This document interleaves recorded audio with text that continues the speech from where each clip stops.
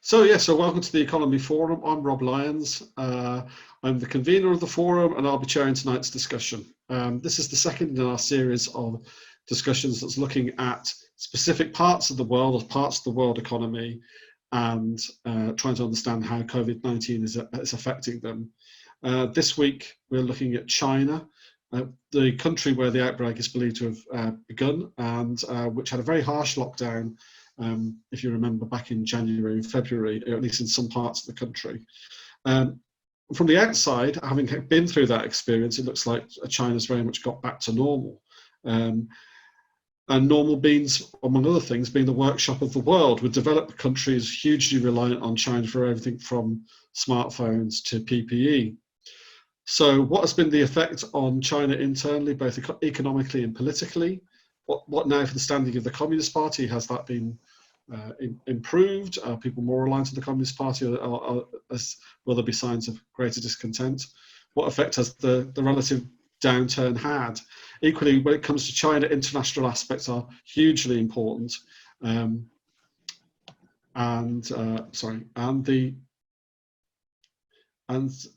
The crisis has certainly demonstrated how dependent the West is on China. Will we see reshoring of jobs in order to lessen that dependency? What does it all mean for China's Belt and Road Initiative and other ways in which it's expanding its spheres of influence?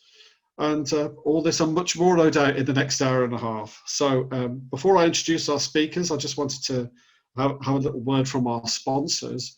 The Academy of Ideas is continuing to work throughout the crisis. No staff have been furloughed, and in fact we're working harder than ever, like doing meetings like this one practically every night. So all our online events during this crisis will be free and available to anyone with the means to log on. We'd be really grateful if you could consider giving us your financial support. If you'd like to make a donation, small or large, please go to academyofideas.org.uk/donate. Right. Onto our speakers. First, the speaker is going to be Austin Williams.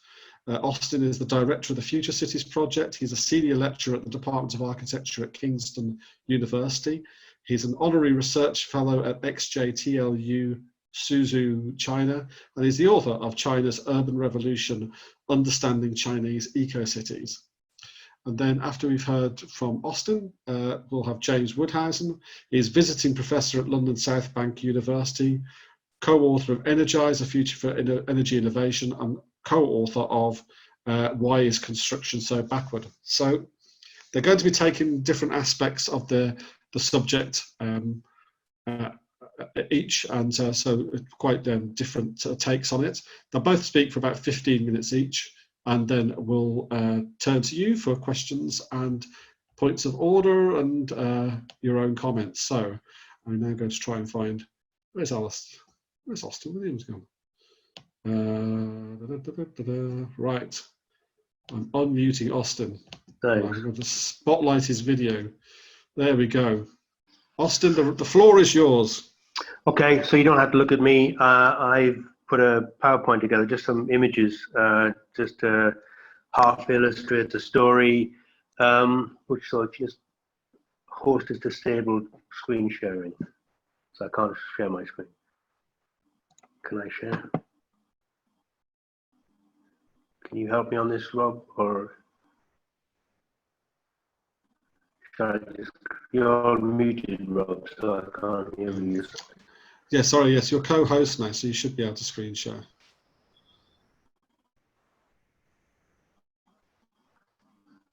There we go. Yeah, okay. Right, I'll just quickly, let me just get in here. And my internet is not the greatest, so if somebody could shout or do something, text me if I disappear. Right. So this is just an overview. I wanted to look at the history of China.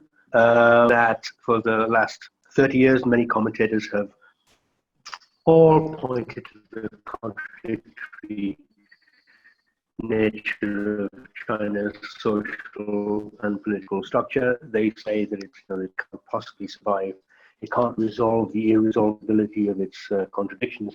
But predictions of its imminent demise have been greatly exaggerated because of an ingrained pragmatism. It doesn't matter if the cat's black or white as long as it catches mice, that kind of thing.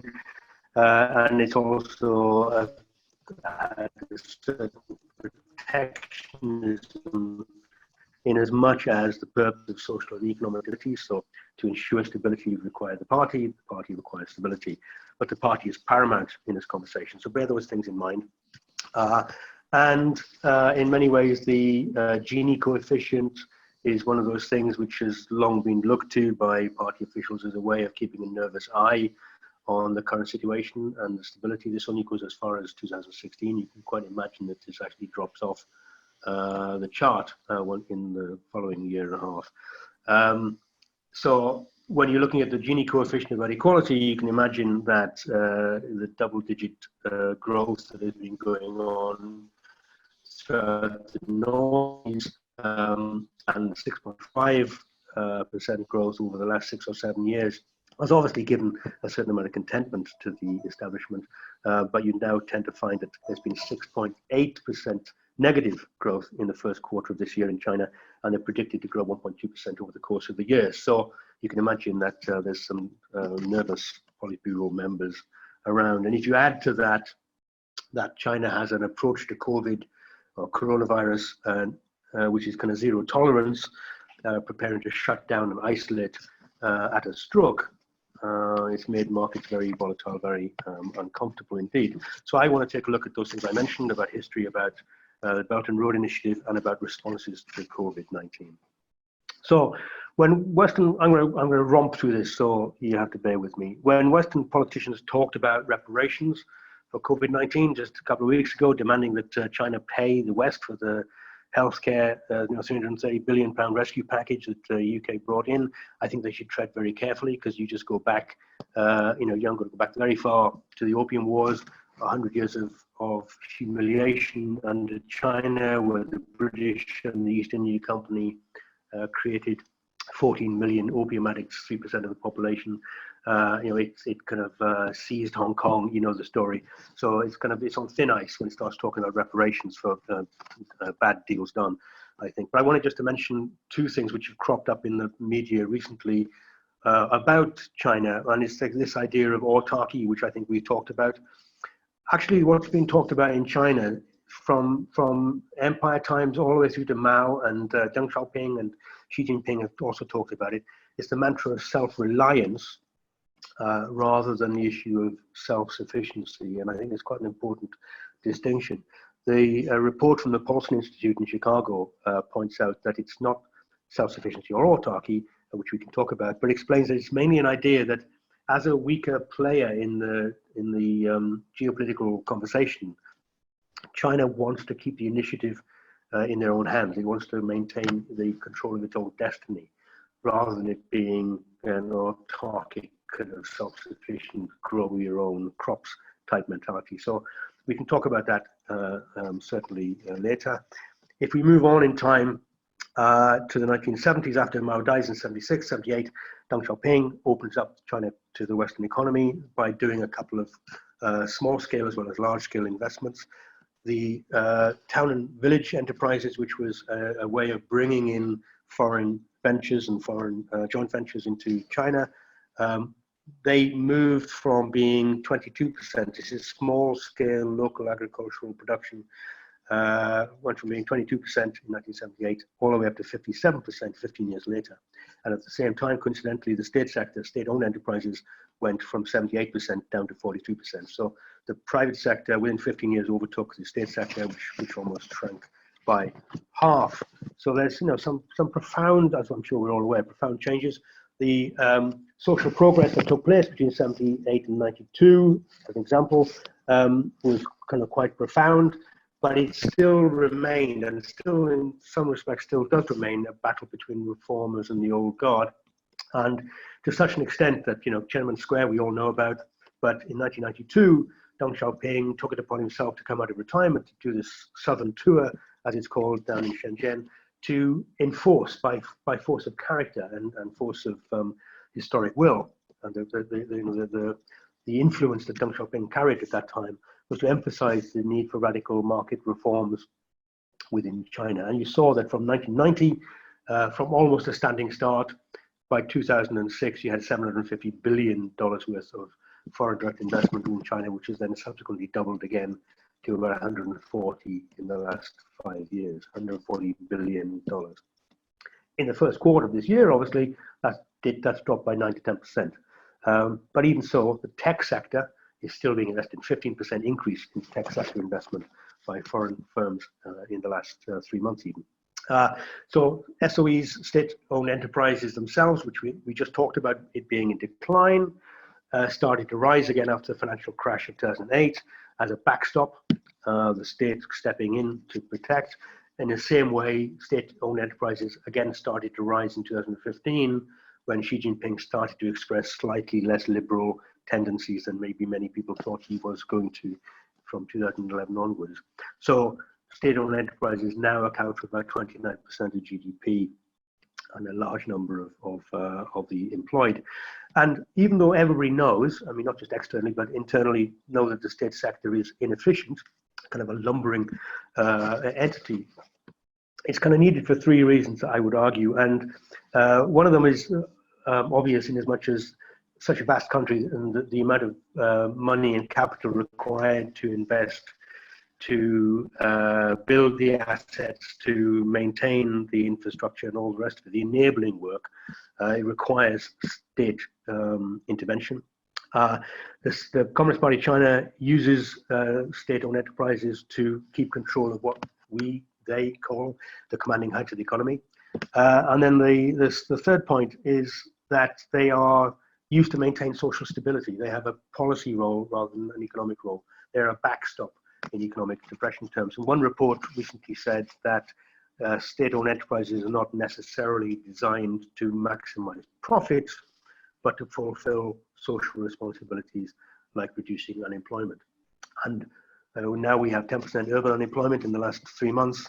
60% of graduates who would have gone to small to medium-sized enterprises are now going back into the state sector as that kind of iron rice bowl, that protection against the decline in the economy. Some officials, and it's a growing number within the party and on the sidelines of the party, have been talking about the experiment should now be over. The idea that private sector has advanced the economy, thank you very much, but now we can stop those, literally stop those, and the state-owned enterprise can now, it's learned the lessons and that can now take over. The state should take over. So you can still see this kind of reformer old guard battle taking place. And again, just so we don't get too carried away, you can see here, or you can see in a number of instances, that the 100th anniversary of the Communist Party of China, which happens in 2021, the Deng Xiaoping's ambitions were for China to become a reasonably prosperous society. That was his ambitions over the 50 years. The 100th anniversary of the People's Republic in 2049 has the ambition of building a strong, democratic, culturally advanced, harmonious, modern, socialist country. So those are the things we have to look forward to and to see whether they can play out with the tensions between capitalism and communism. The housing supply boom, I guess, oh, there we are. So the housing supply boom is cracking on as usual, but 22% of all housing is empty. That's 50 million houses. I don't know if you remember 1997 when John Prescott said he wanted to build 4.4 million new houses. China built 4.5 million new houses in 6 months. But it's impressive, but it's uncontrolled, it's target driven, it's often unsuitable and unsustainable. And the land deals which are required to bring these into place is a well-known scam, and many people are kind of worried about the bubble bursting, and it's a carefully managed economy. The state is certainly in control of what's going on, and there's managed decline in certain areas.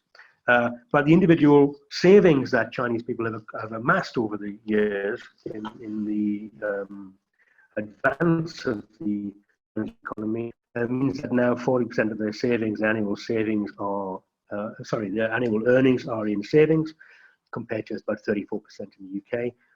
And for those people, housing is a safe bet. In a country where there aren't that many safe bets, investing in housing is deemed to be productive. Bear in mind also that in 1976, all housing was collectivized. Nobody owned anything. And now, today, 90% is home ownership. That's a remarkable statistic. The UK is about 67%. And because the central government imposes revenue-raising obligations on provincial and local authorities, but they're not allowed to make to accept any loans, they create these kind of private financial vehicles, which are in effect another arm of the local government, which then get the loan. They buy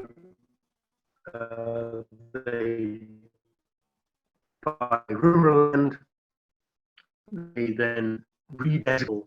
You've made a package, and that's the way it works. They've raised about 40% of local government revenue on that basis, just by taking all the surrounding land and redesignating. And by the way, local officials very often get promoted on the amount of land that they've redesignated. It's one of their criteria. So it's a nice circular argument until January 2020, when there was a 30% price drop in housing.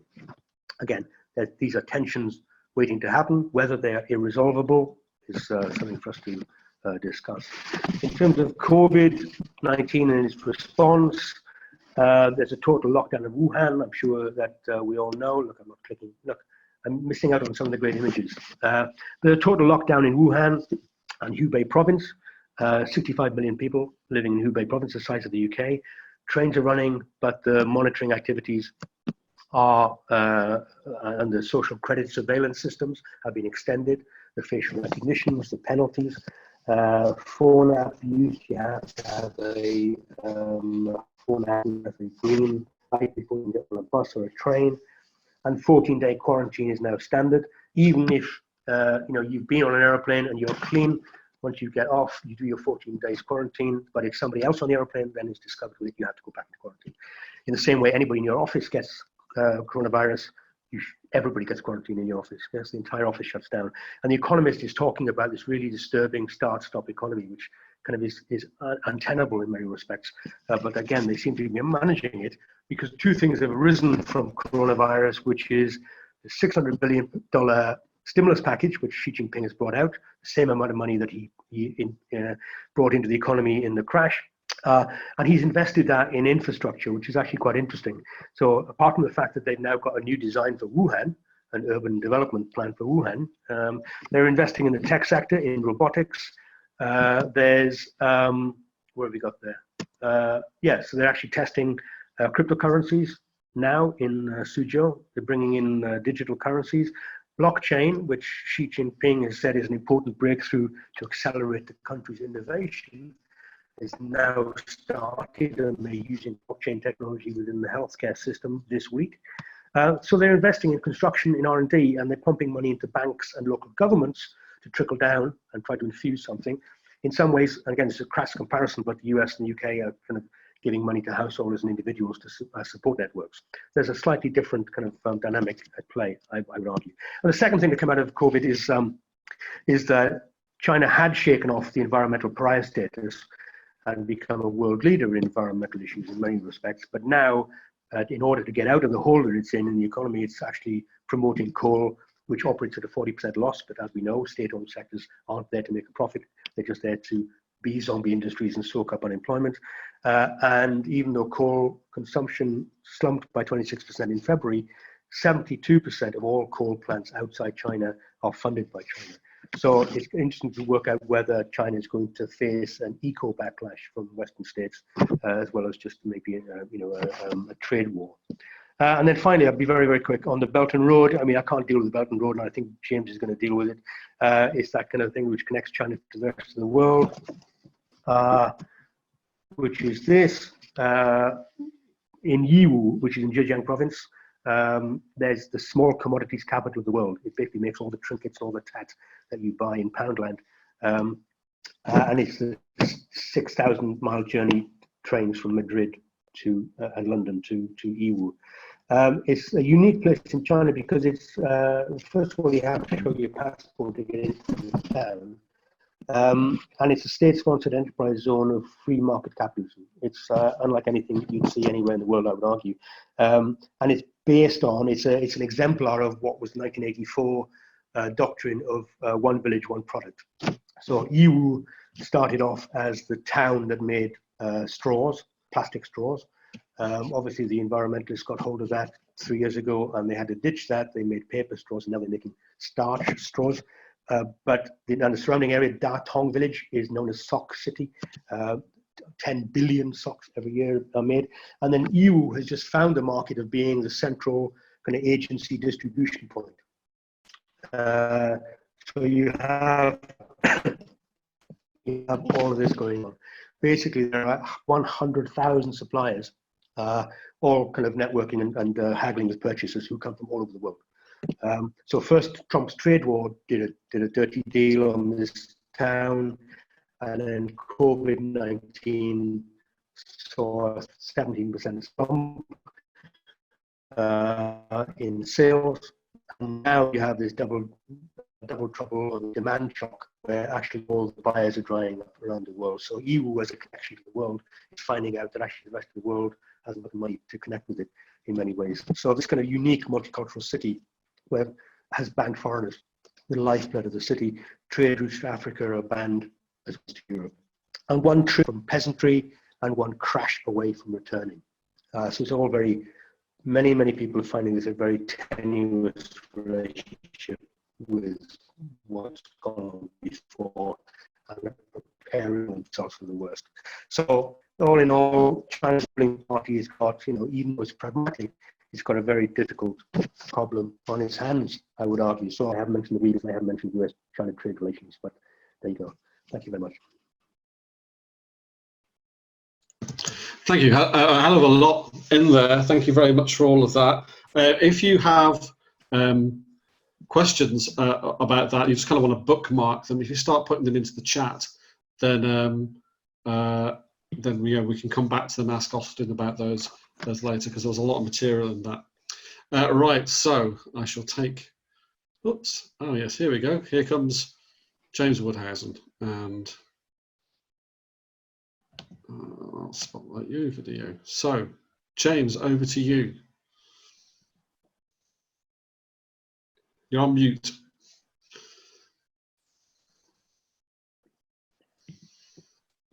So, yeah. Can you hear me now? Yeah. Yeah.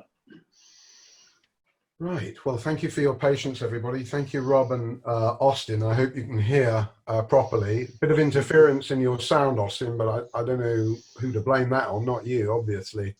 Welcome to China, everybody. Let me try and get this going forward. Hang on.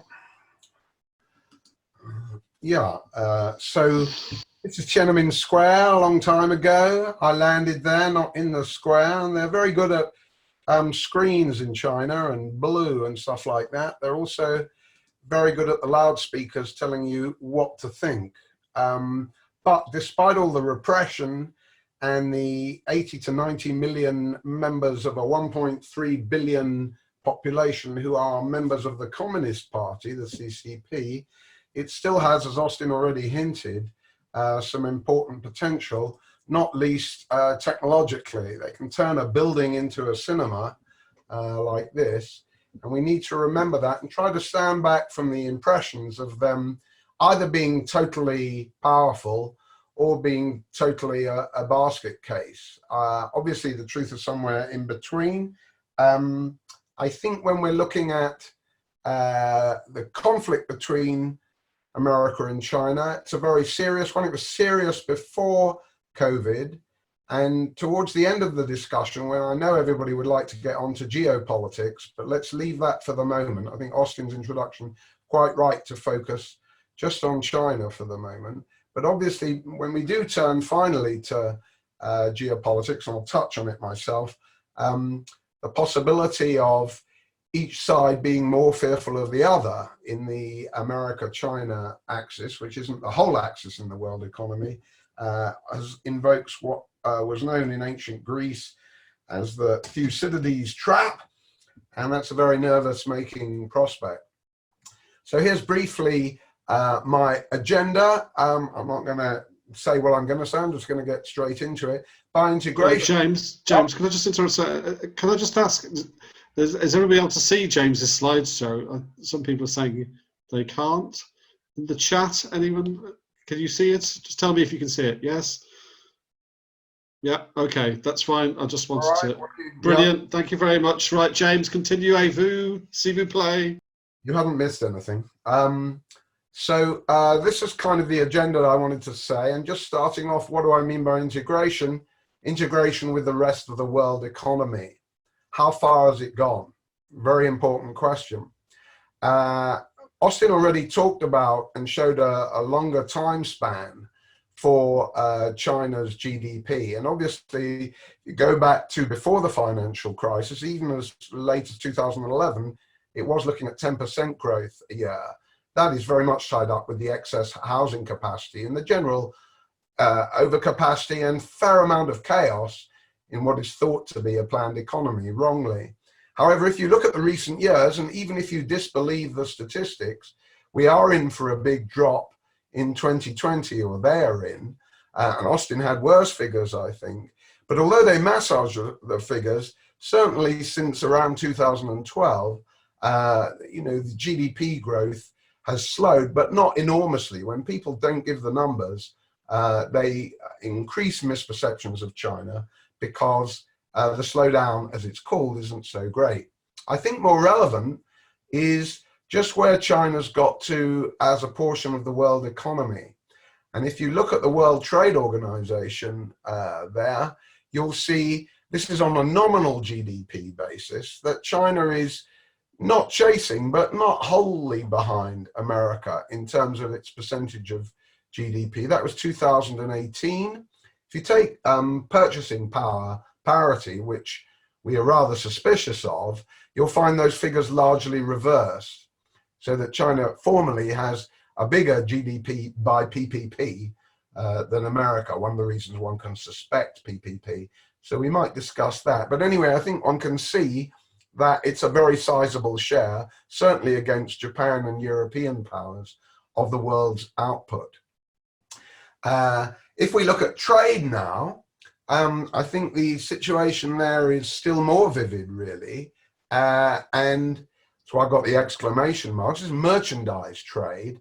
And no surprise, really, Britain's useless. China's very good. And Germany punches above its weight, really, with America being a continental economy, not so strong as it might be in exports. Now, wait a minute. Yeah, well, it seems to change a bit. Yeah, so, if you take PPE, China's a dominant power in that. It's actually buying up other people's PPE to export it again, which is quite an achievement of one sort or another. If you look at the situation in imports, you can see that US quite a big importer, China quite a big importer, and also Germany.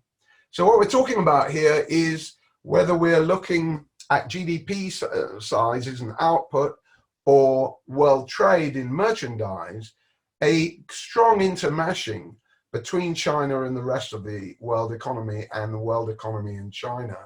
And it's not so different than you would expect in services exports. America very big, Britain, which is basically PricewaterhouseCoopers on wheels, also doing well there, better even than Germany in services. China quite weak, Japan even weaker. So that's just to complete the picture there. Fairly level pegging on imports. No surprises really, but it all speaks of the integration. Now, what we're talking about here is that the world does depend quite a lot on China, or did until COVID. If you take luxury goods purchases, which I'd rather not, it's China that keeps Louis Vuitton afloat. If you take tourist spending generally, also an enormous source of succor to the West. You might say, well, they're all in gangs as tourists and they spend nothing. Certainly it slowed even before COVID. But if you look at the tourism contribution that Chinese now make to the world, they're spending about $350 per head. And that's, quite important in Bournemouth and Bognor and places like that. So moving from GDP to trade, we now turn to foreign direct investment. And Japan still remains, in terms of flows going out of it, and you're looking at 2018 in the darker lines and the 2017 in the lighter ones, you can see that China is now a major FDI exporter, so to speak. America's not even in the chart. That's because it took all its foreign capital back after the tax inversion that happened fairly recently. So they had all kinds of tax reasons to withdraw their foreign direct investment a bit. But nevertheless, leaving that anomaly aside, and obviously America is the dominant FDIer usually, China is, neck and neck with Japan in that. Now, when we look at the input of, or the inflows, we're talking flows here, of foreign direct investment into China and into the United States, you can see it's bigger in the United States, as you might expect, but China's about half, takes coming into it, about half of what America does in terms of foreign direct investment.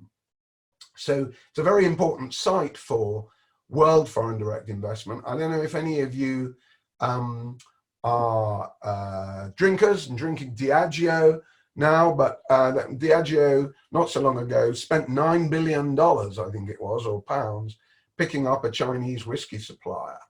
So that's sort of indicative of what's going on there. Perhaps the most interesting thing is that the conflict that we talked about between the US and China, if you look at the composition of foreign direct investment going into China, quite a lot of it, if you isolate it by the ultimate investor, not just the stuff that appears to be coming from Hong Kong and Singapore, but actually the ultimate investor is the United States, you'll see that the United States is putting quite a lot of money into China. It's the not as much as the UK puts into the United States, but it does amount to about 10% of China's important FDI stock.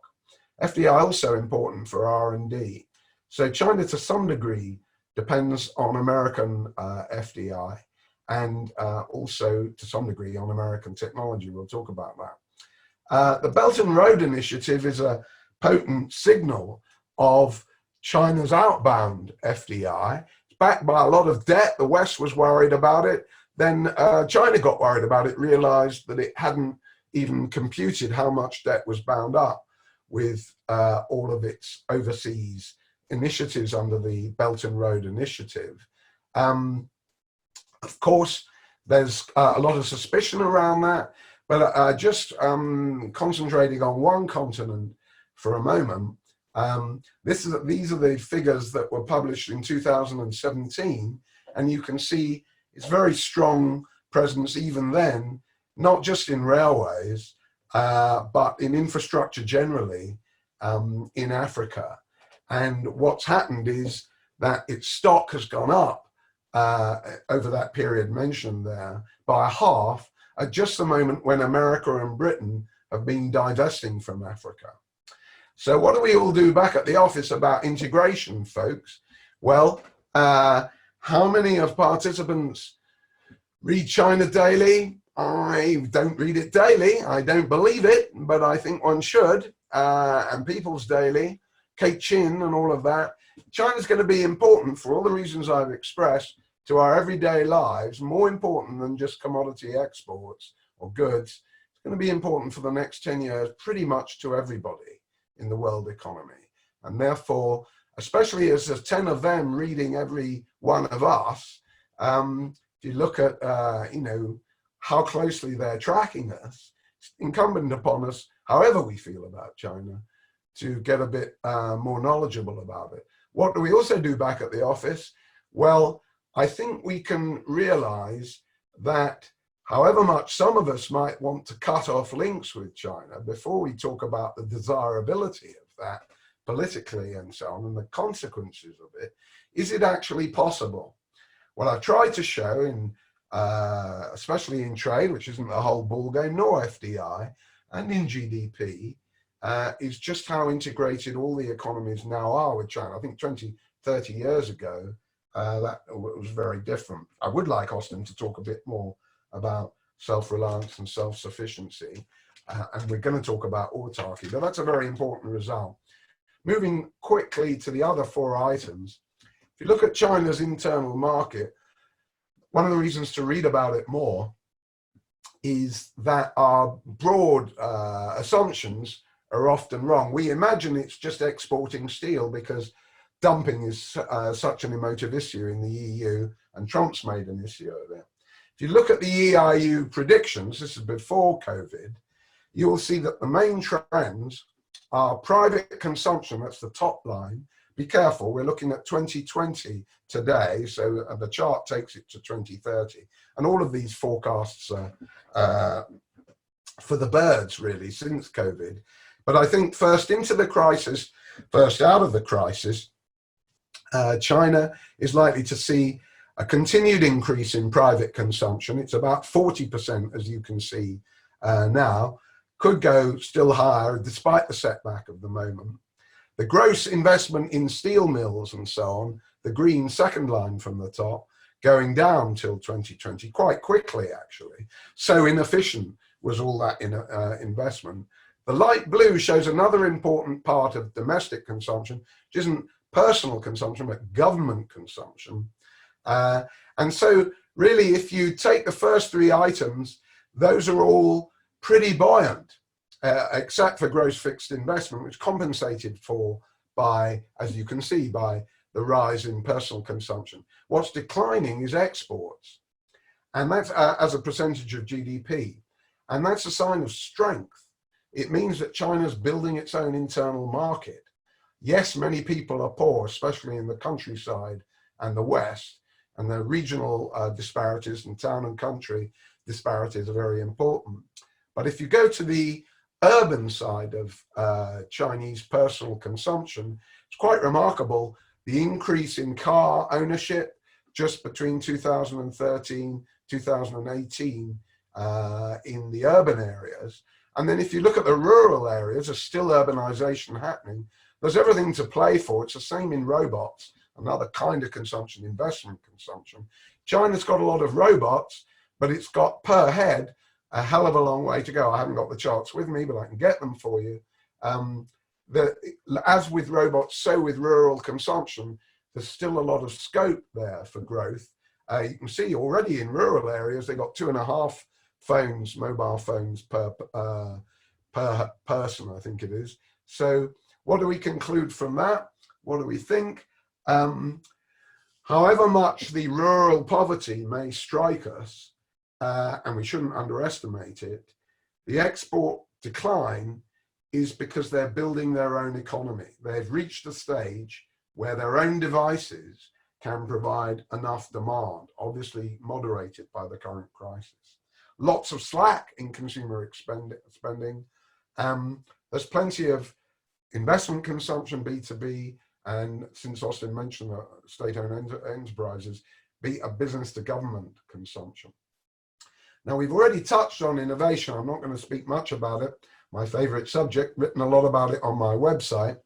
I think the thing to realize there is that China is motoring quite nicely in terms of research intensity. In a company or a country, usually in a company, but we can use it here, the percentage of sales or output that is taken by R&D, or the ratio between the two, I should say, has been rising. It doesn't approach that of the United States. It's certainly above Britain, and it's certainly above Southern Europe, probably France. So it's motoring quite nicely. They're not as fast as Korea. The figures don't tell us everything, because Japan's had a modest increase, but got fairly nowhere the last 30 years. But China is, through its own R&D, moving ahead. And then when you think of the size of China's GDP, it's clear that the scale of R&D that it's doing is way, way bigger than the ratios displayed here, compared with, say, Taiwan, UK, and all of that, and indeed Korea. So there's a whole lot of R&D going on there, and it's becoming a more R&D intensive economy. What does that mean for us? Stop all the stuff about imitating.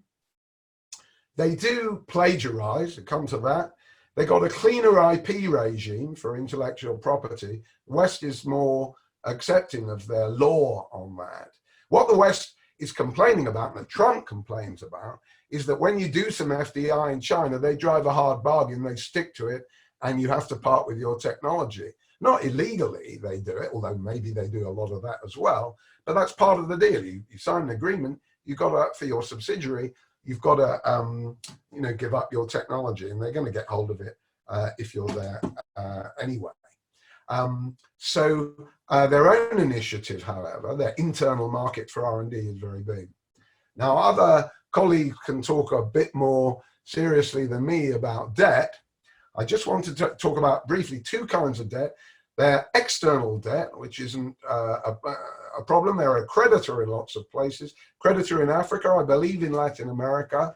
And also, they have a lot, but not as much as one might think, of American Treasury bonds. You can see how well Abe is getting on with Xi Jinping here, and you check out the handshake. It's nothing to write home about. But you can see that the size of their percentage control of US debt, not enormous, but certainly equivalent to that of Japan, even though Japan exceeds it. Turning now to internal debt, the infrastructure that Austin talked about builds up a lot of debt. They're doing some great things with high-speed trains and urban expansion and housing and roads and so on, but it has built up a lot of debt. Because they got their own central bank, they can control things much more easily, like Japan, than many people. But certainly government debt has been going up. It's nothing like Japan's or anything like that. But it all needs a microscope quite carefully, because there's different kinds of debt. Other people can talk about that. But one of the things that the figures don't show is shadow banking. And when I hear Austin talk about Bitcoin experiments and cryptocurrencies in obscure cities, you don't have to be a xenophobe or go on about their repressed gambling instincts to recognize that there's a fair amount of funny business going on with China's debt. They're not on the verge of a crisis, but if trends continue, especially in the wake of COVID, something to watch. So what does it mean back at the office? Just watch it and break it down and distinguish between external and internal conditions. Just to conclude, everybody would like to talk about geopolitics. I think that's fair enough. One thing to remember about international relations, in my judgment, is they're not just about state-to-state conflict. They're also about what happens inside states, the state of morale, the state of the class struggle, the state of legitimacy of the CCP. So if you look at that briefly, these are the strikes. There's been 146, can't give you the size. China Labor Bulletin will give you all of that. That's just been happening in China. So, the internal resistance to some of the harshest CCP measures should not be underestimated, not overestimated, but we never hear about it. Now looking at the geo side more directly, there are all these disputes. And what does it mean for us? That's the economic exclusion zone that different China and Japan are putting around the Senkaku Islands, which is a piece of dirt in the East China Sea.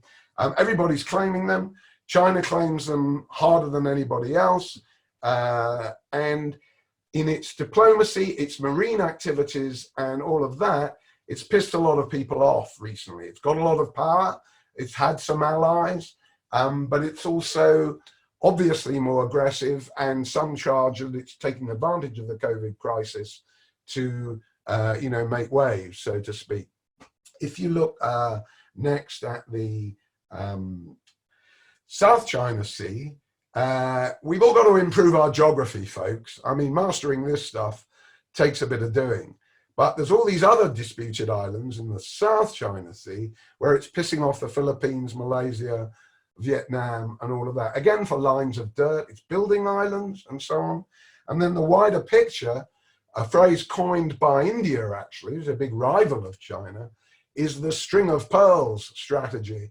I'm not going to go into all of that, but one can see that, complete with Indian spellings for Malaysia, the network of influence through ports and logistics, supply chain, where it's central to world supply chains, is enormous. But that ain't the whole story. I think colleagues will know its influence in Italy has grown enormously, and Dominic and Laura can speak about that. But not just Italy. Who the hell cares about Belgrade nowadays? But China is there, big time. So it's not just a few funky trains from Yiwu, which Austin is right to mention. In some ways, that's a PR stunt, like this in Serbia. But they're big in R&D, in rail in Britain. We're going to go on to discuss Hinkley Point, Huawei, and these sorts of things. And one of the things it means is that their influence in the EU is already so great that EU disputes are breaking out about just how to handle Chinese disinformation. Colleagues may have seen about this. There was a report from Brussels saying they're shit, these misinformers from China. Then the EU backtracked on it. It all came out in Politico and then the FT. So I think we can see China inadvertently, or perhaps advertently, exacerbating conflicts between North and South in the EU. James, nearly done. Nearly done. Yeah, and East and West in the EU. And the dilemmas that Britain faces between America and China in Huawei also show its capacity somehow or other to exacerbate rivalries. On that note, just to conclude, we're coming up to an important anniversary, folks, very soon, this month, of a D-Day. And already Tommy Tugendhat has said, and many others have said that, we cannot appease China. You remember about appeasing Saddam. It's a pity that Xi Jinping doesn't have a moustache, but this is a very strong current in British thought, appeasement and the need to resist it. Very strong with Michael Foot and the Labour Party and Dunkirk and all of that. It's vulgar as a historical analogy, of course. What I've tried to show is that even if you wanted to stop appeasement, you wouldn't be able to in a hurry. What Austin said about China's resentment about the Opium Wars would be compounded by the demand for reparations. And that, for me, would increase the tendencies towards war, that, not necessarily between the US and China, that I began with. So we need to be aware that there's a difference between the CCP, whose conduct has been disgraceful, and the vast majority of the Chinese population, who really can't be blamed for disinformation campaigns in the EU or elsewhere. To avoid war, we need to ally ourselves with them while maintaining our rigorous critique of the CCP, not just politically, but all the opportunities it's lost economically. Thank you. Thank you very much, James. Again, we've got a lot to get through now. Right, so I'm going to just mute everybody for a second. Right, James, do you want to stop sharing?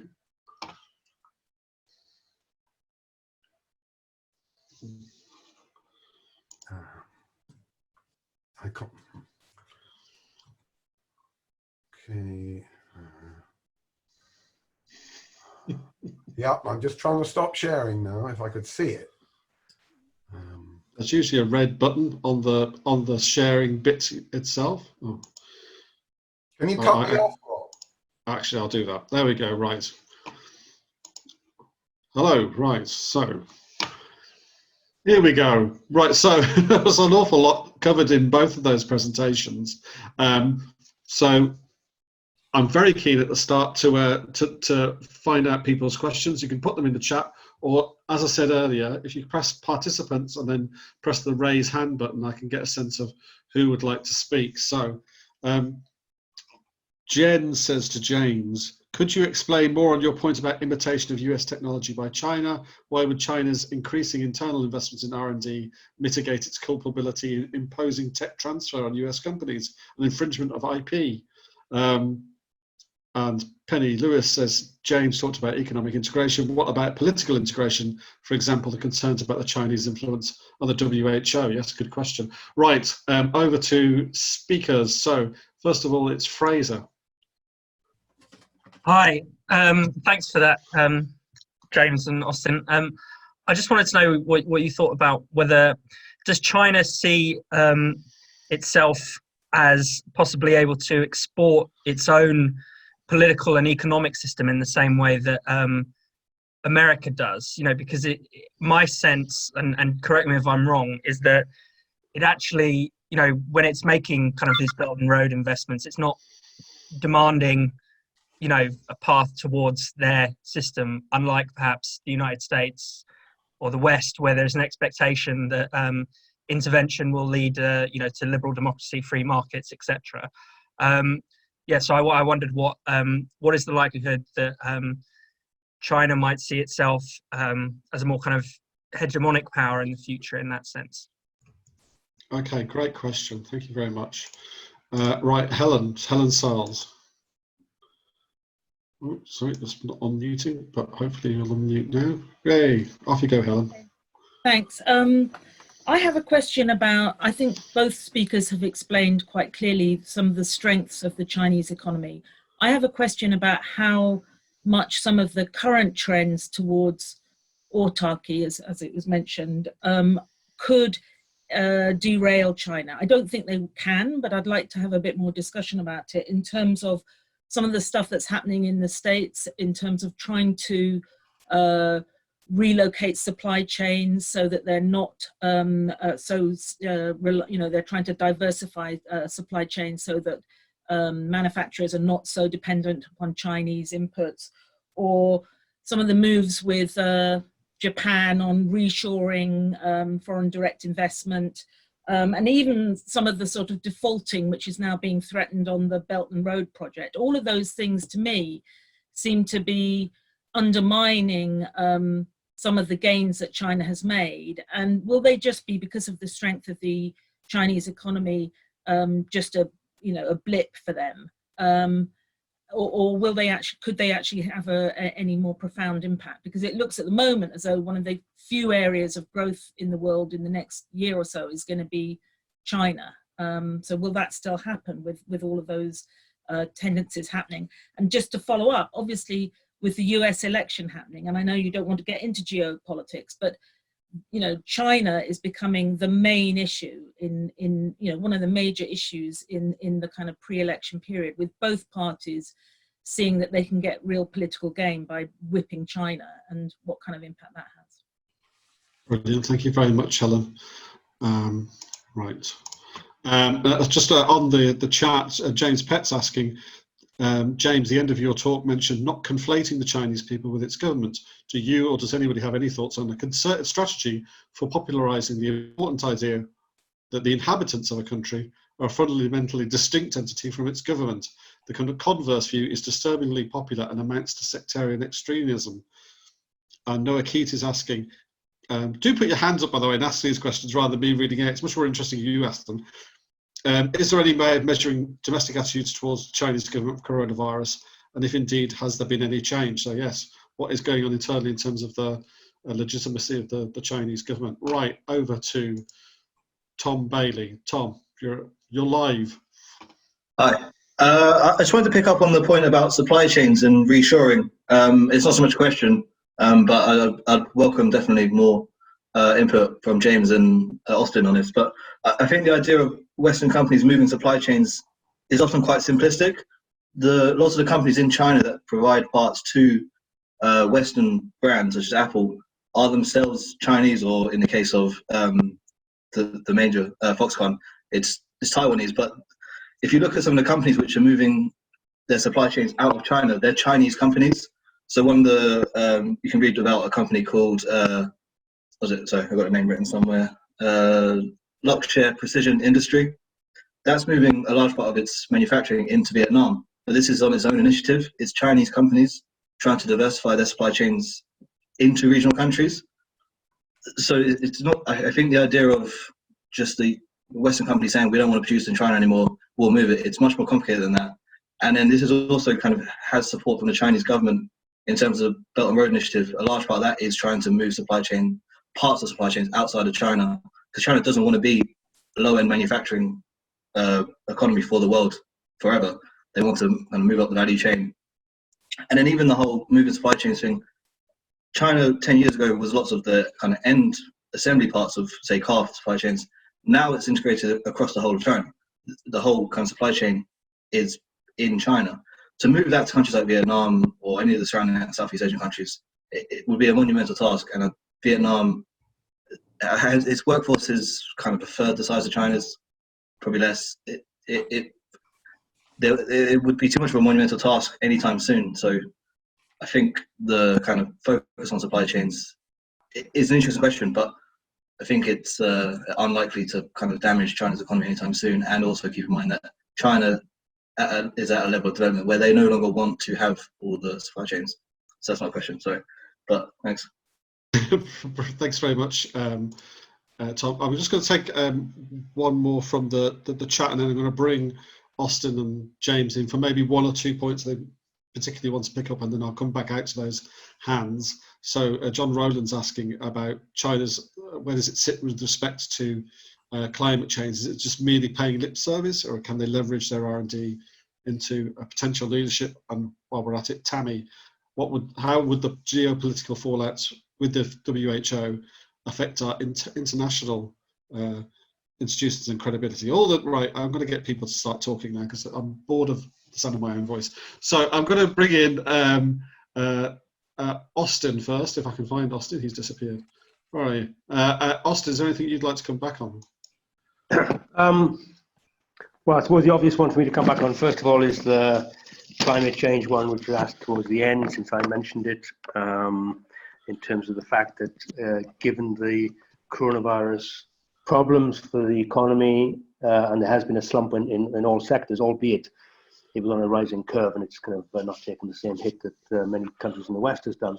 But obviously China was a pariah state for the environment in the 1990s, and pointed to at every turn as being an example about what not to do with development.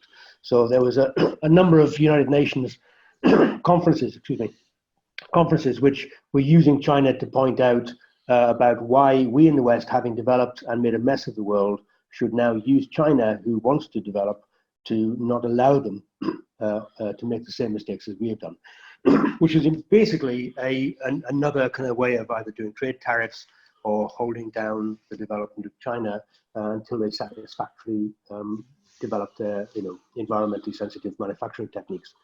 As it happens, China within 15 years, became the world leader in solar panels, in photovoltaics, in wind turbines, in lithium batteries, in hydroelectric. It's like, you name it, China does it. As it happens, it also has massive zombie coal manufacturing plants in the north that they don't really talk about. So there's a situation where China is still having to play off its old industries and its old character and not lay off people, because if you want to maintain social stability, one thing you don't want to do is to increase the unemployment rate immediately and excessively. Therefore, they are funding those zombie industries to maintain miners and steel workers to keep on making material that just lies idle, while at the same time it's kind of promoting itself as this kind of eco-savior. I've just written a book on eco-cities in China. There's 265 eco-cities in China, whether you want to believe that or not. And of course, I don't believe it, but they're actually kind of quite nice cities. So they're now trying to become, as you would do if you're becoming a global player, to start using the language of global players, which is environmental wokeness and social solidarity and all that. So actually, China is now, by going back and insisting in some ways on offering stimulus packages to the car industry, on reinforcing coal-powered manufacture, is going back to the old ways, which is if you want to have rapid development, you have to go back to some of the old tried and tested infrastructures. And that's raising, again, clouds of disappointment. So the West, again, is pointing to it at specifically at the same time that the West is now discovering clear skies and the beauty of twittering birds, in our pandemic lockdown. So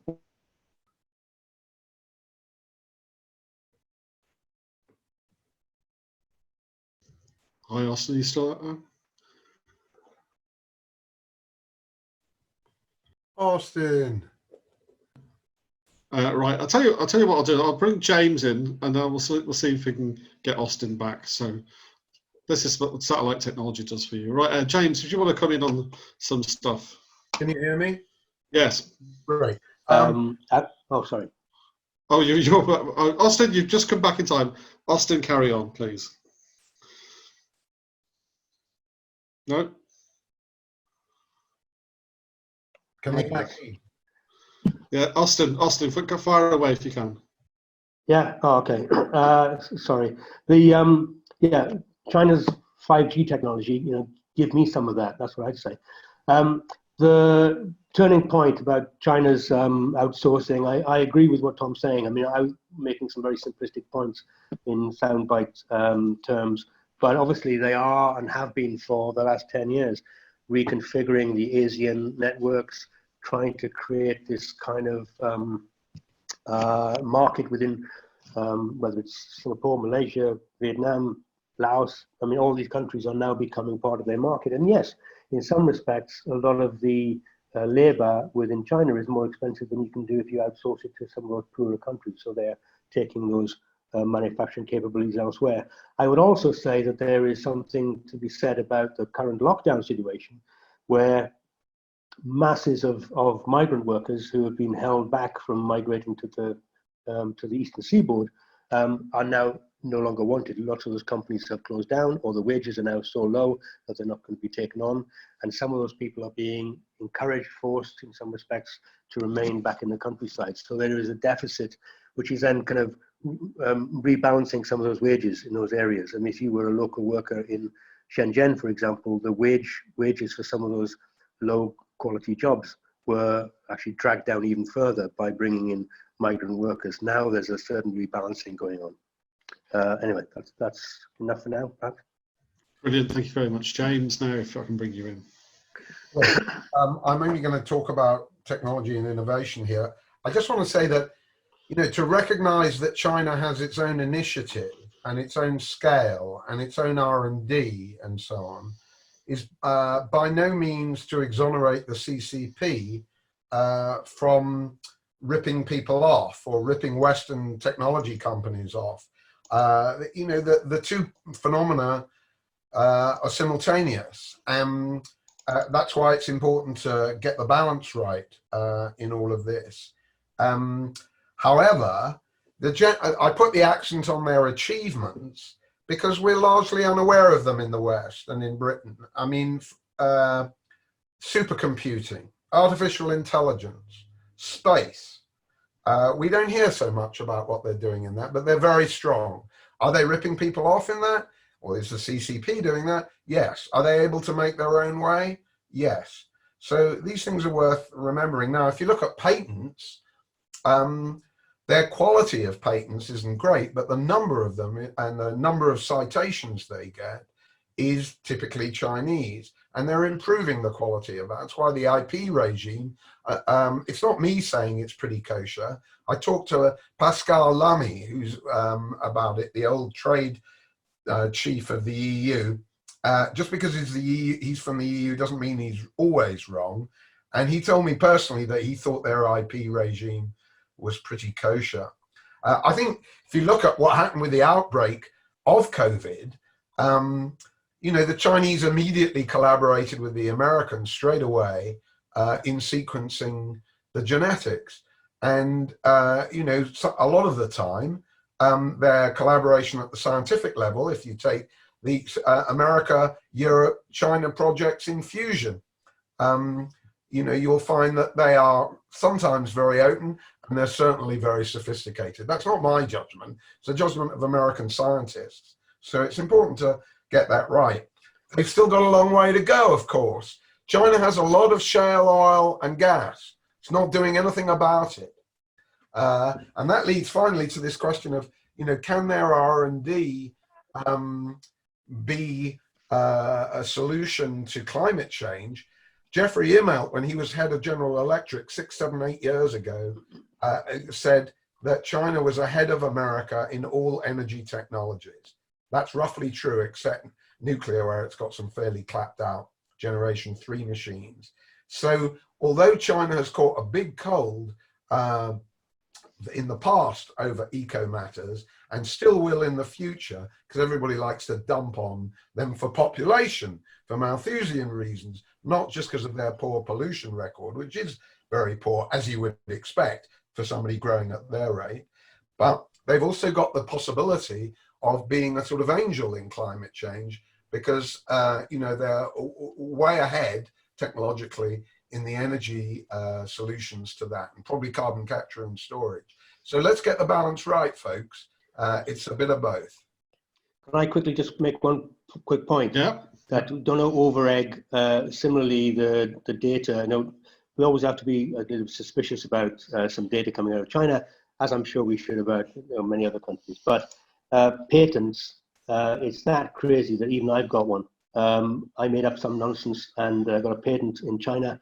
And you'll find that every employee in state sector and in schools have to develop a patent every year.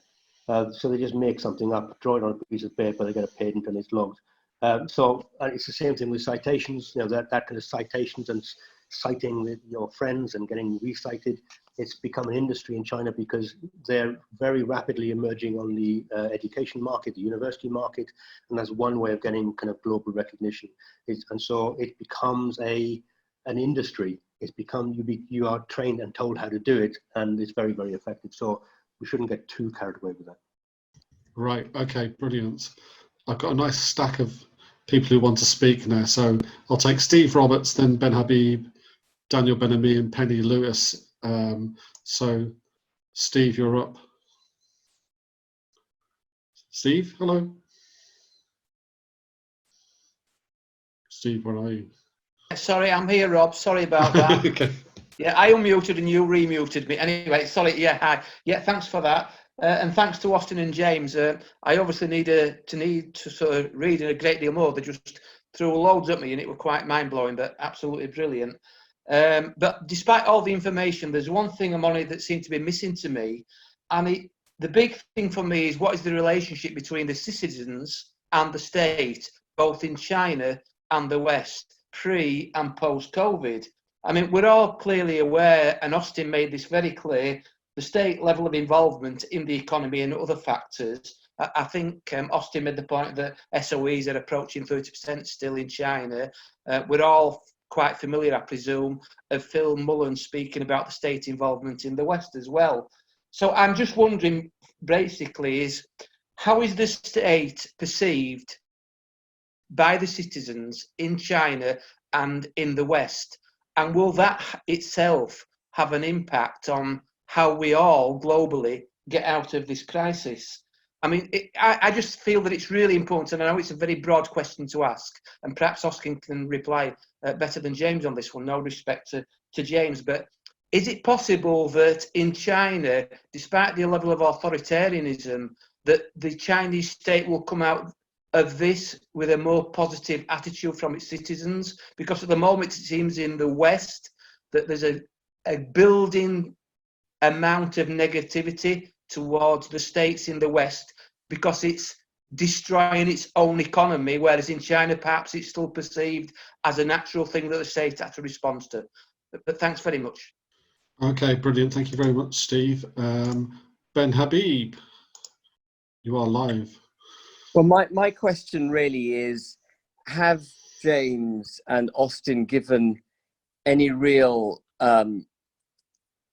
attention to the fact that public opinion in the West is going to swing dramatically once the stimulus measures put in by governments are abated and the full force of the recession, which I think the vast majority of people in the West consider to have been caused by China, once that the weight of that recession comes home to bear, how the public opinion shift in the West is going to be managed, because I can see a huge movement by the people in the West against China. And there are lots of weak points in the Chinese economy. Their huge indebtedness, their reliance on commodities, the way that they have tried to take over large swathes of Africa, how they try to infiltrate our infrastructure in the West.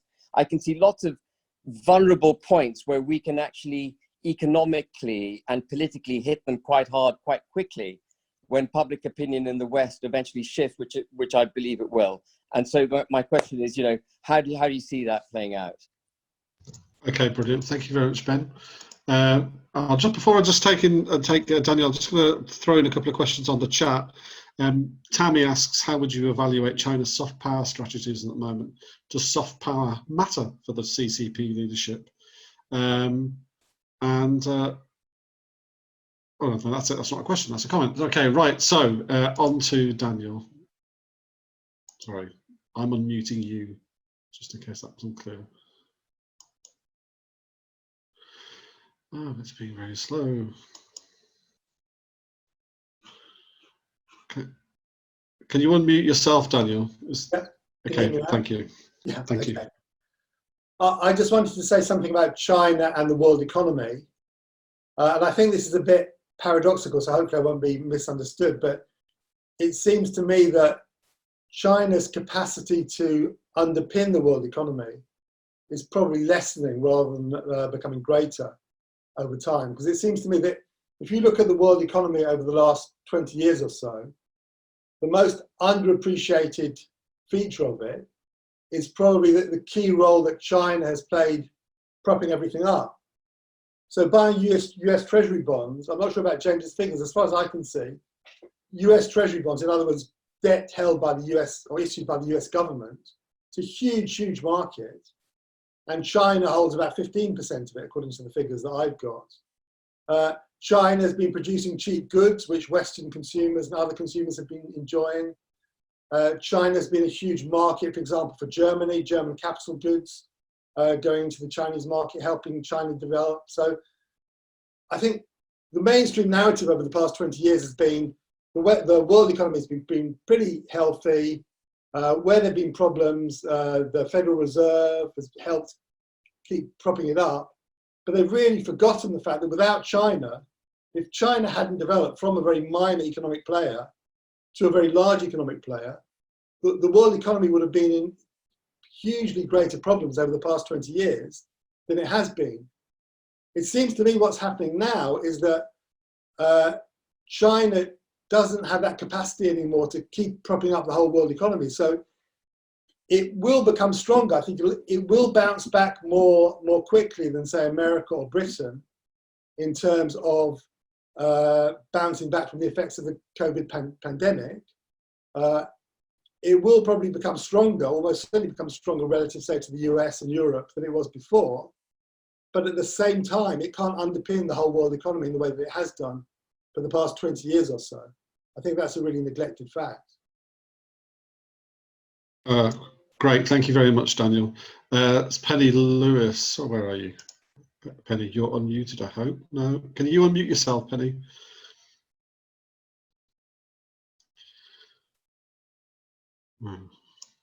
Okay. Yeah, can great. you hear me? Yes. I mean, Steve Roberts' point I think about quite a lot, because it's quite a difficult issue to address, I think, about the relationship between citizens and the state. And the contact that I have with people in China indicates that people think both things. They think the state is corrupt and irrational and should be distrusted because it's authoritarian. And at the same time, they think capitalism is irrational and that the Chinese state has been able to act in the interests of the collective rather than the individual in relation to COVID. And therefore they score some points. And I think they think that about the train systems and the economy as well. The closest answer I can get to the question is to say that the Chinese state has to reconstitute itself anew almost every day sort of treading a line between being a state which can guarantee the conditions for the market and allowing the market to operate without the dead hand of the state. It's just a constant negotiation of those things, and people sort of change their opinions on a day-to-day basis, I think.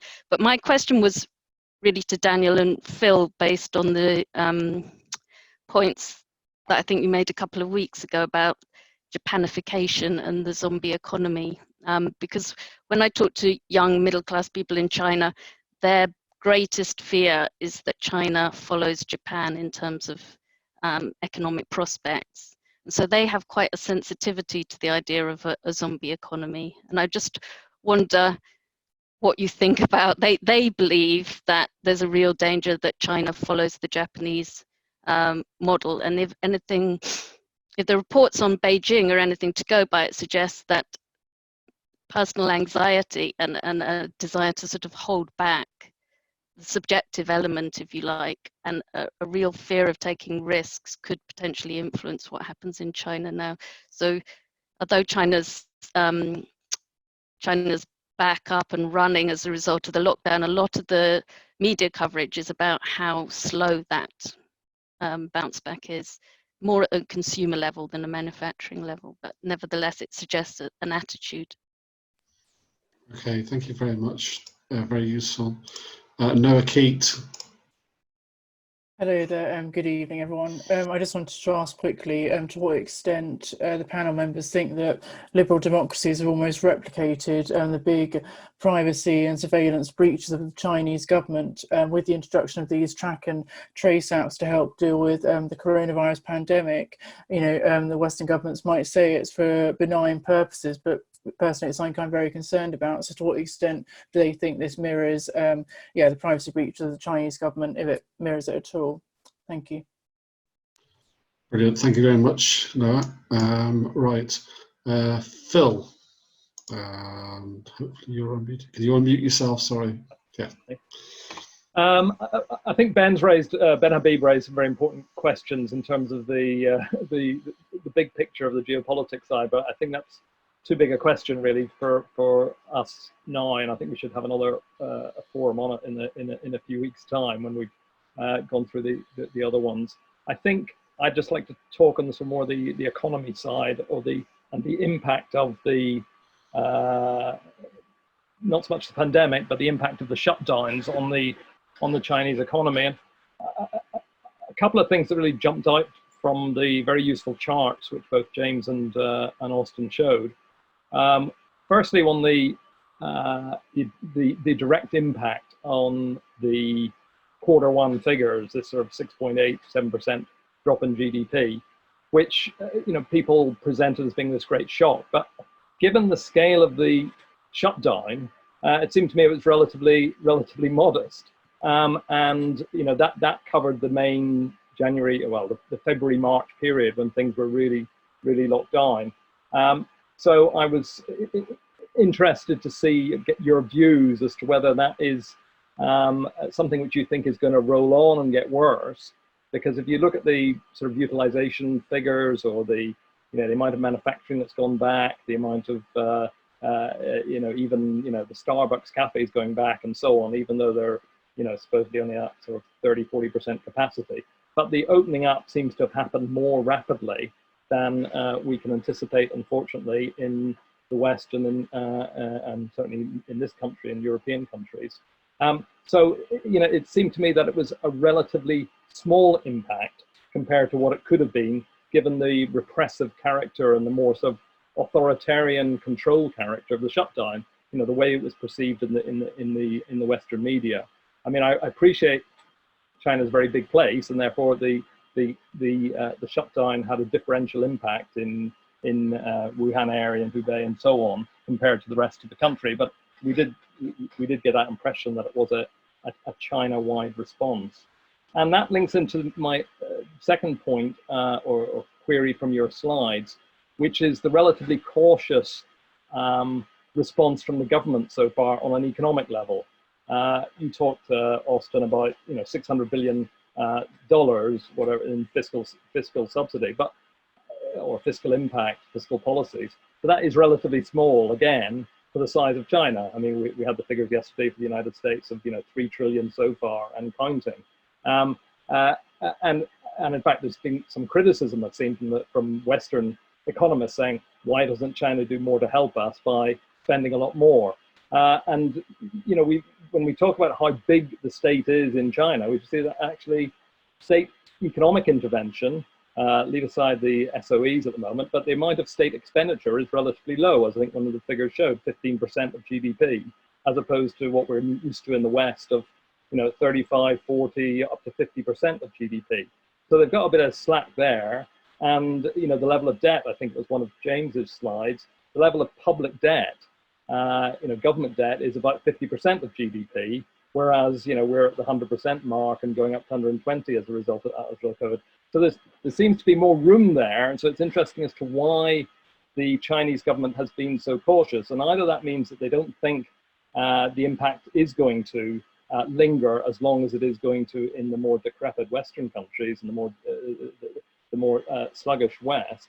Either they have faith that there will be more of a bounce back, or they're also, just to comment on Penny's question, they may be seeing this as an opportunity to shake out some of the zombies there, because there are quite a few low-performing businesses, and if the fiscal impact or the fiscal policy, the fiscal stimulus is held back a bit, there could be a bit of shakeout, which they could then sort of like keep their powder dry a bit, let a bit of a shakeout go, and some of those sort of small uber-indebted companies go to the wall, and then they can come in with their bigger bazookas later to then keep the unemployment figures round. So anyway, those are the two questions. If I could say, I think an answer to them, and I'm not going to give the whole answer, but I'd just like to draw out some of the points that people have made. It's very easy when we look at the Chinese economy to get a bit fixated on the growth figures, they're 6%, 5%, or whatever. But I think some of the points being made are very important so far in highlighting what has changed, not quantitatively, but qualitatively over the last sort of 12 years in China. I think it's understated, the way in which a home market has developed in a way which didn't exist 20 years ago, the way in which China, as Tom said, alluded to, has already gone up the value chain in a big way. It's not an aspiration, it's there. I mean, I remember working in the telecoms industry. We had Huawei, selling us telecoms equipment back in the couple of years before the financial crash. They were already competitive with all the rest of the world, and that has only gone from strength to strength. The high-speed trains, the construction techniques, and so on. So they've already gone a long way up that, which gives them a relative autonomy, which they didn't have 20 years ago.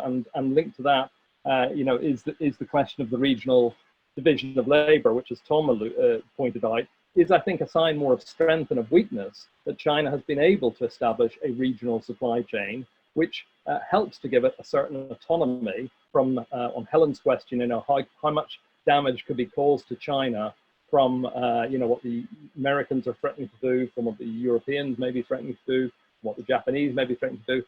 I think China is in a stronger position now, a much, much stronger position qualitatively, in order to withstand those attacks. Whether, as Daniel, to conclude, whether Daniel's point is saying that they are stronger, but they're not going to be helping out the rest of the world economy, I think that's more of a political question. I think 10 years ago, the Chinese government wanted to be seen to be helping people out.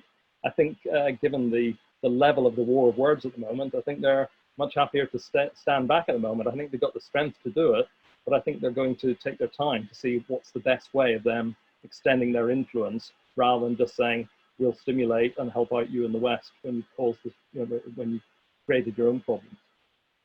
Right, brilliant. Thanks, Phil. So I've got Dominic, who's raised his hand, as I'll take him in a moment, and then 3 people who've asked to speak on the chat. So after that, I'll take Joan Hoey, Antal, and Rob from Portugal in that order. So if Dominic, please.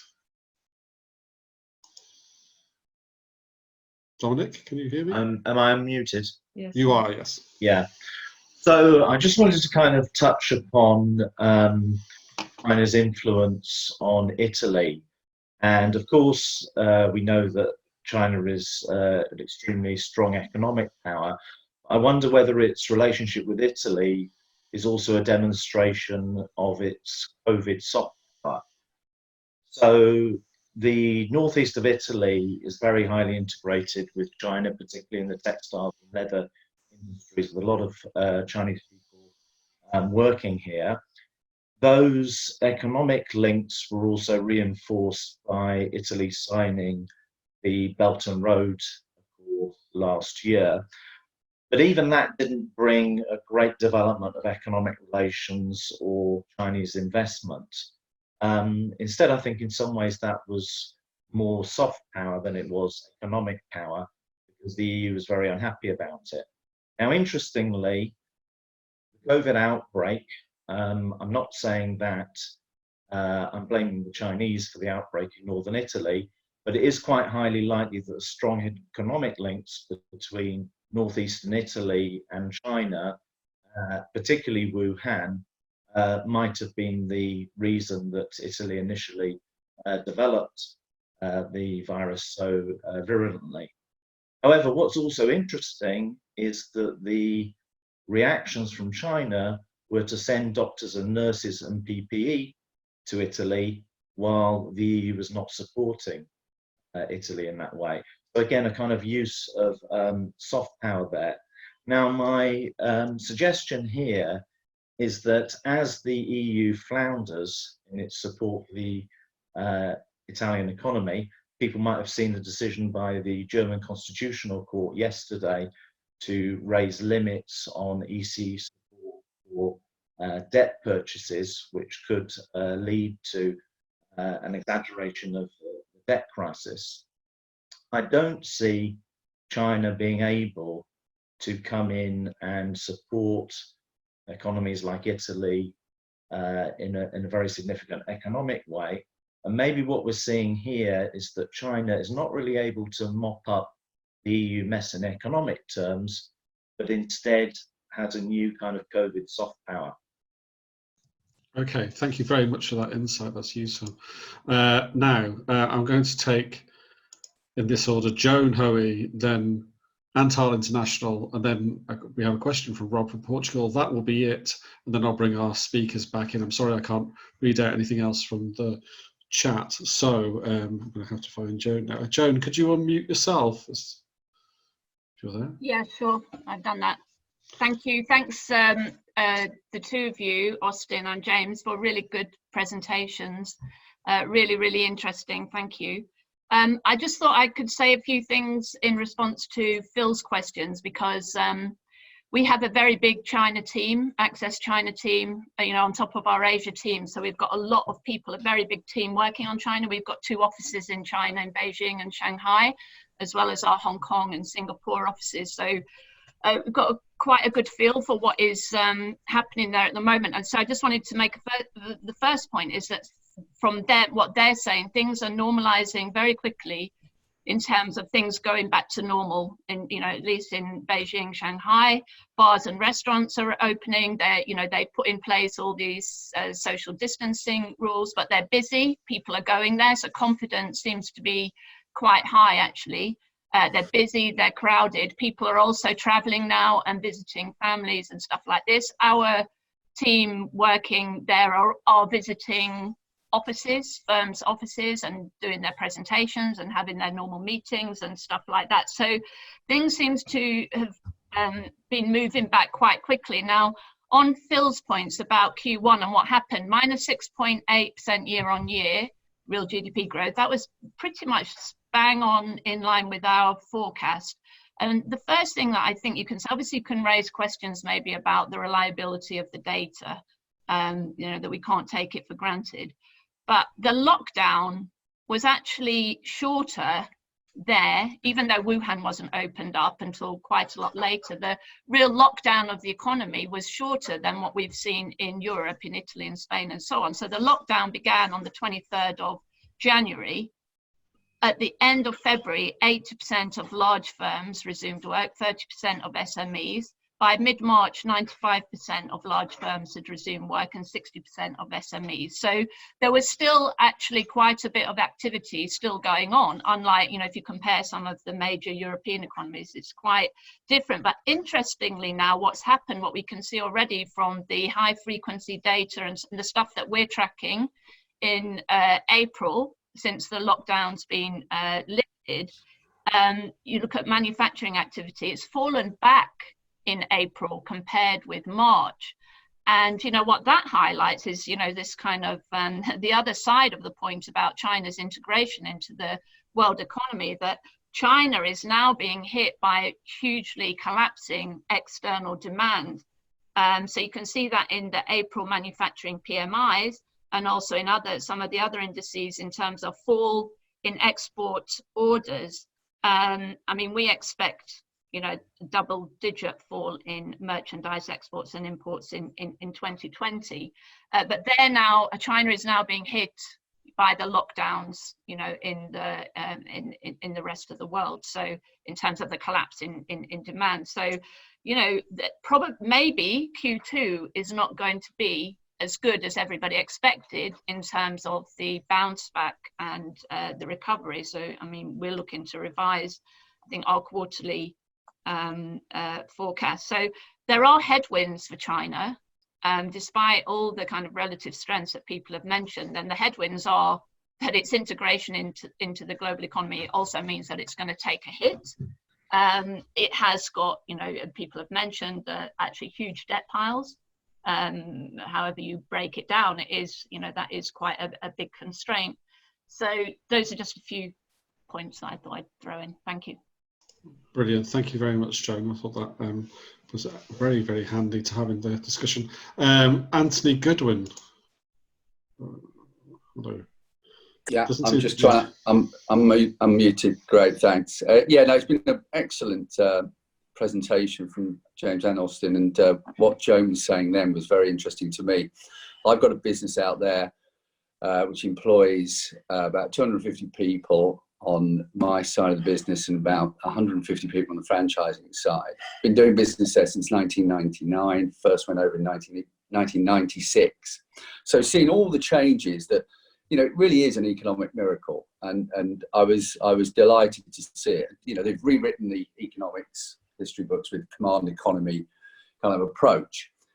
However, what has happened almost tangibly is a change in attitude over the last 5 to 8 years in particularly senior members of the CCP.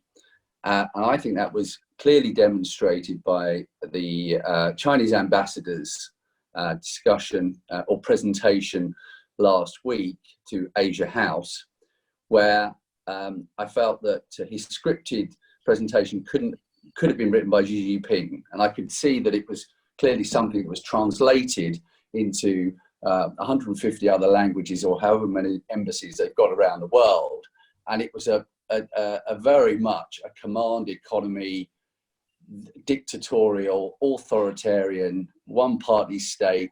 This is how it's going to be. And I, you know, as someone who's a keen Brexiteer, doesn't like to be told what to do. And I certainly don't like to be told what to do in business terms by a one-party state. And it was very thinly veiled. His threats, his economic threats to the UK, the Chinese ambassadors, were very thinly veiled in terms of, you know, you can be the biggest or one of the biggest beneficiaries of Chinese FDI into the UK, or you can be the beneficiary of being a great partner of China's if you do it our way. In other words, you are either with us or you're not with us. Similar to the spat that the senior Chinese official had with the Australian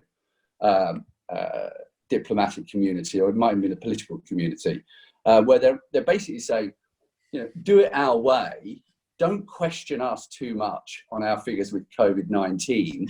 And the figures I've heard are that actually 47,000 people died in Wuhan alone, and their total isn't even over 4,000 they're declaring. So I would like to throw that over to the panel and say, do you think, have they had any feedback to that extent? And do you think this is going to play out over the next few years, where in a case of you're either with us and you'll get our investment and you'll get our cooperation, you'll get our business, you'll be able to invest in China, or if you don't, you won't. Okay, excellent. Thank you very much. Right, finally, sorry, I've just muted Rob from Portugal. Hello, Rob from Portugal.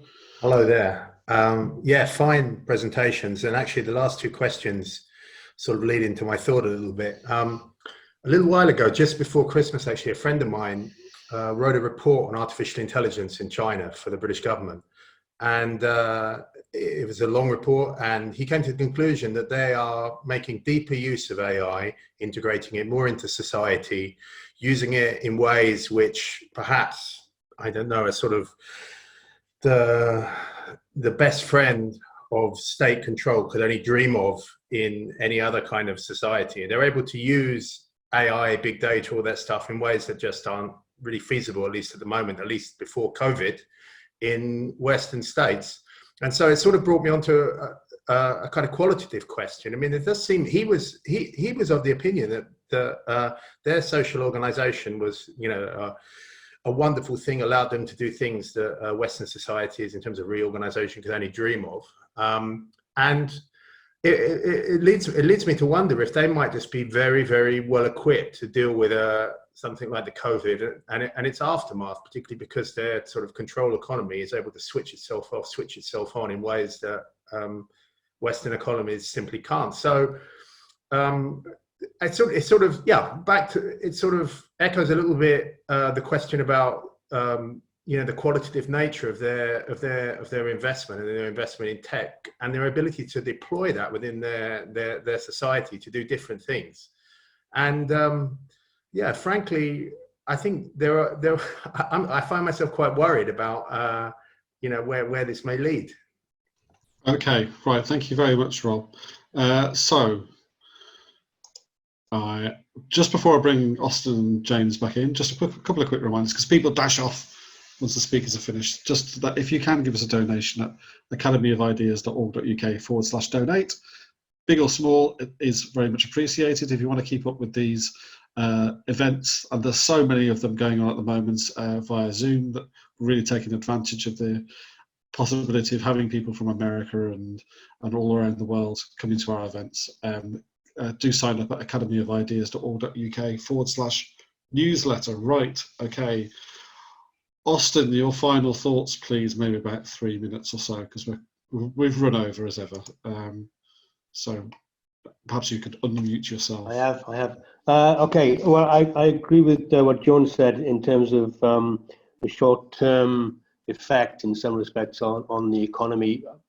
It started during Spring Festival. So basically, China shuts down for 2 weeks in Spring Festival anyway, and that's kind of catered for within their economy, so everyone's at home and all the rest of it.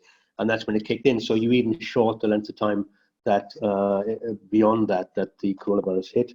The second to that is it happened in Wuhan and in Hubei province, and that was locked down completely. This is like this, you know, 65 million people. This is like closing the entire borders and locking everybody indoors in Britain. And so the ability to do that, you know, many people, especially within the center of this area, had a 2-minute allowance on their door. People had little things connected to their doors. If you open it for more than 2 minutes, it gets reported to the authorities, and they'll come around and they'll quarantine you. So, you know, we're not dealing with, you know, mother of all parliaments here. We're dealing with a society that's able to do that, and then be able to lock down means you can minimize the harm.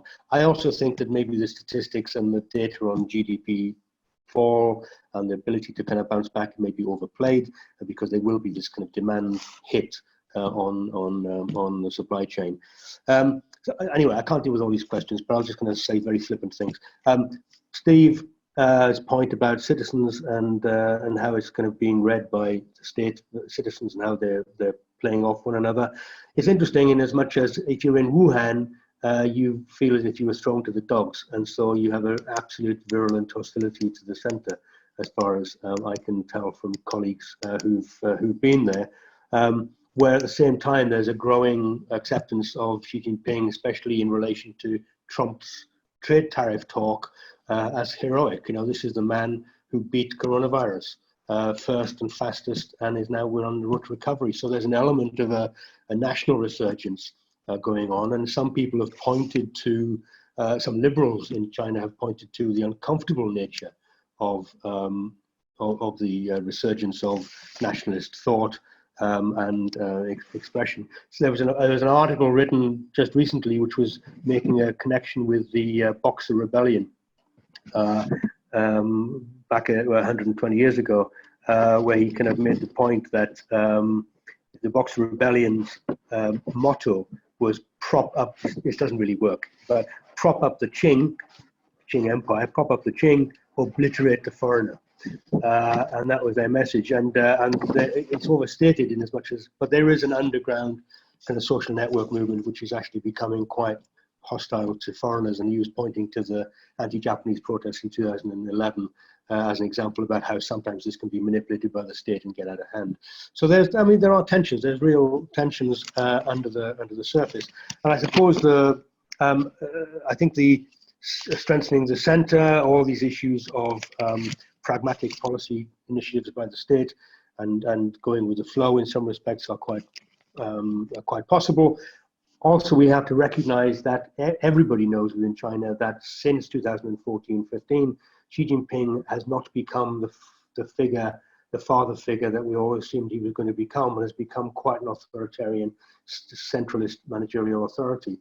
So clamping down on power. So the idea of China allowing creativity to flourish has to be kind of kept in check, because obviously once you have a creative, autonomous thinking society, that can become critical of the state. So you can't allow people to become too autonomous. So you allow it to flourish, you rein it back in. So it's like that. And the very final point, I can see you looking at me that way, is Hong Kong, which we haven't talked about, but obviously this is having a major implications on what's going on in Hong Kong. Many dissidents are now being arrested. 7,000 people have been arrested within Hong Kong. Hong Kong, in Shanghai, American journalists were kicked out of the country, and in Hong Kong, the same American paper was also kicked out of the country. This is an extension of Chinese authority into Hong Kong, which hasn't been seen for a long time, and coming at the end of 9 months, 1 year of protests against Chinese authoritarianism, it's remarkable that they can get away with it. So they're laying down some ground rules that is going to become a little bit more harsh, authoritarian central state authority imposed upon Hong Kong. So watch this space.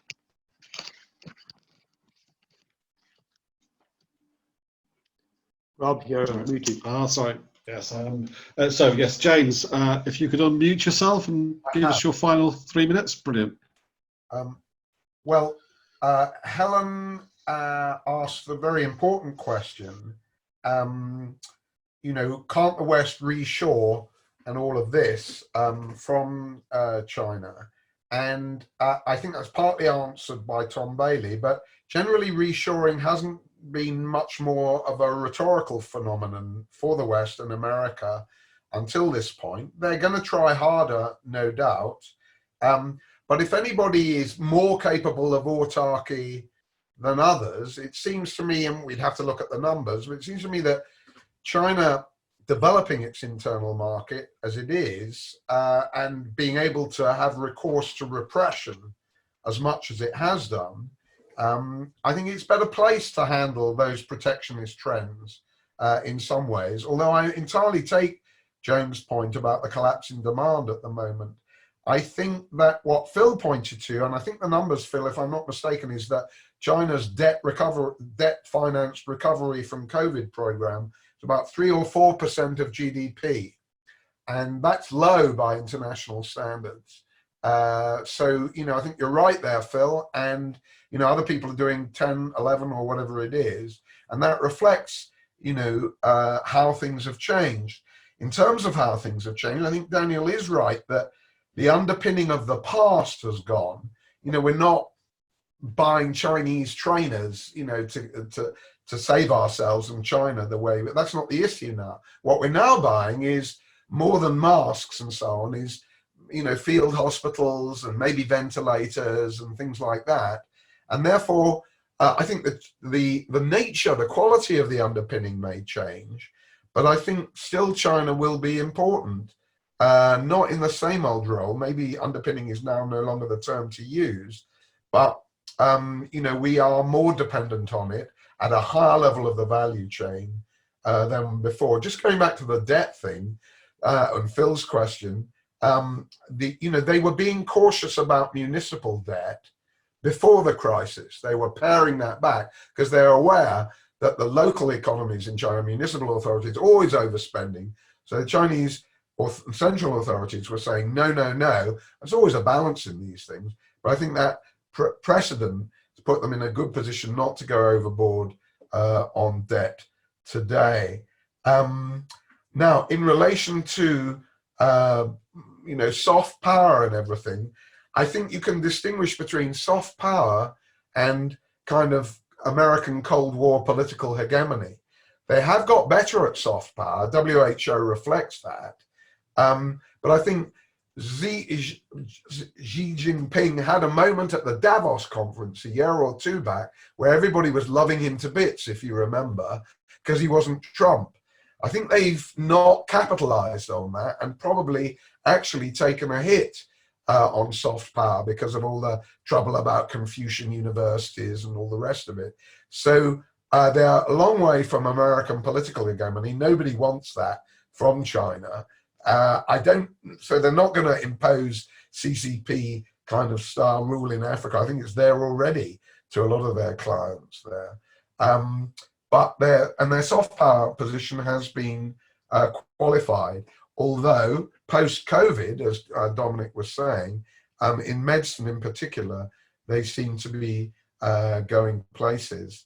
Maybe I'll stop there, except unless you've got another 30 seconds, Rob?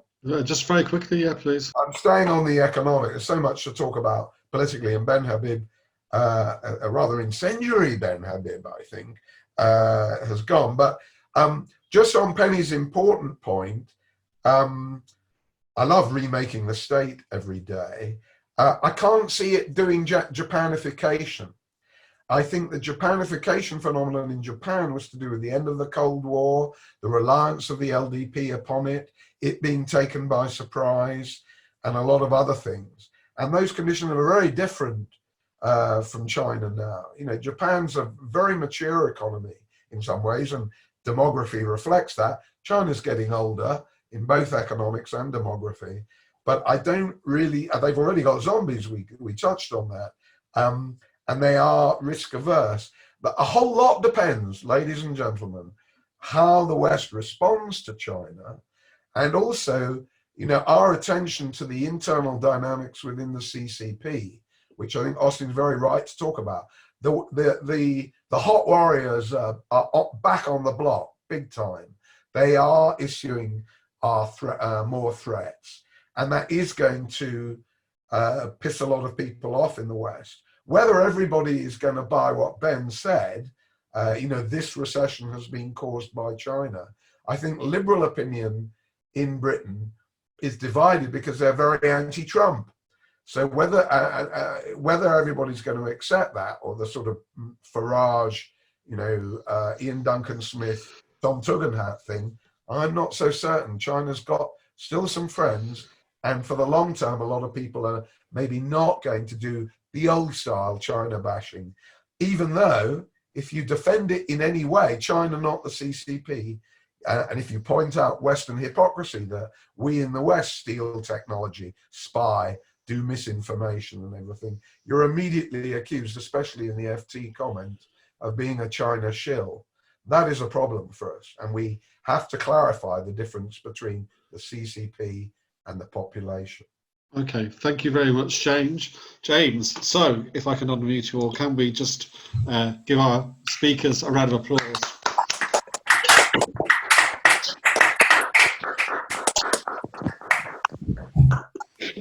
Good to see you, Russell.